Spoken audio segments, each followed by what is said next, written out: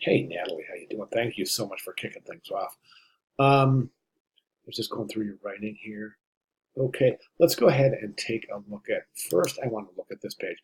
Images are great. I think either one of these will work. This is interesting because it shows her in her lab, but the tonal distribution here is a little bit lacking. It's not the greatest quality image. Um, I would say that that definitely needs a Photoshop adjustments layer to increase the contrast and tonal distribution associated with the lighter and darker tones, shadow highlight areas in that image. Um, the other two aren't too bad at all. Your choice on the image, of course, you're stuck with black and white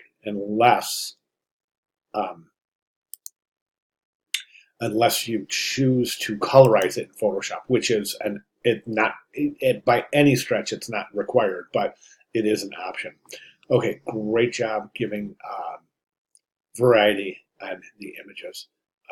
Timeline looks great. Nice job. You've got 1, 2, 3, 4, 5, 6, about 9 entries here. So that's about perfect. I'd say anything less. I'm saying in between 8 and 12 entries on the timeline. So that's fantastic. And then your bio information also looks fantastic. Depending on how things work out, you may end up having to edit this a little bit. So just be aware of that.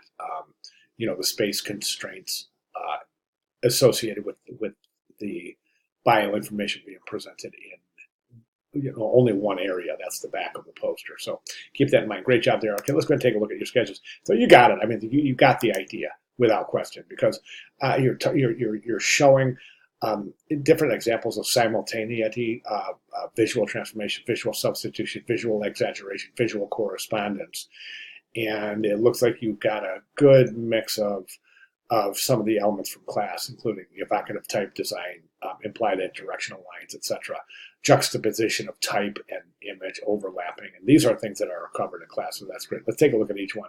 So I think the front of the poster looks good. I like the idea of using the test tube and then the molecule for the tittle for the eye, and that's really interesting.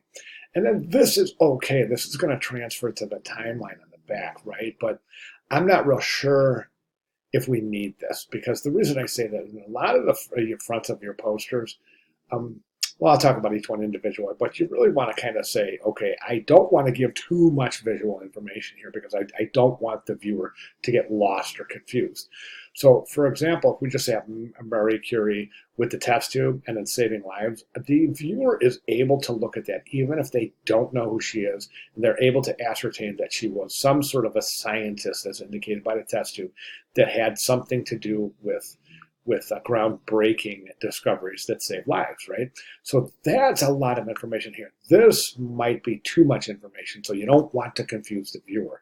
Remember, simplicity in design is your best friend. This, you got the image, and then you've got 3 boxes um, for your type. So I'm going to go ahead and guess that that is your bio information. Then you have the timeline.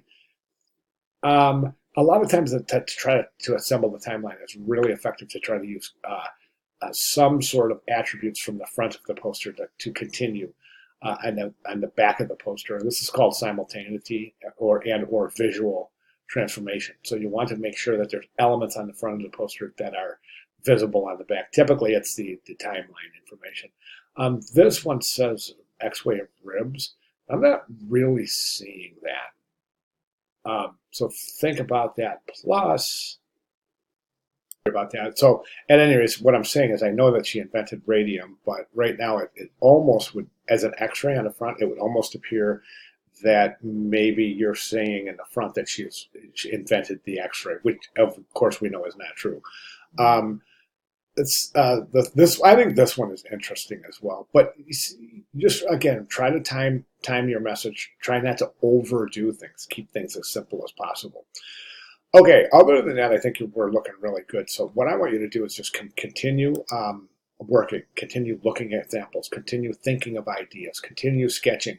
The ideas will come, I promise. And take a look at those examples, definitely. Definitely want to go to review pages 115 to 120 in the textbook. There's some great examples of simultaneity, transformation, substitution, exaggeration, and visual correspondence. And then, of course, take a look at the class lectures from actually back from week week 4 and week 5. Week 4 specifically, presentation 3, interaction of words um, with type or words with pictures. That was a great lecture, so you definitely want to review that once again. Okay, great job. Thanks so much for kicking things off. If you have any questions at all, or if I can provide any clarification, please let me know. But this is a really fantastic start. Thank you very much.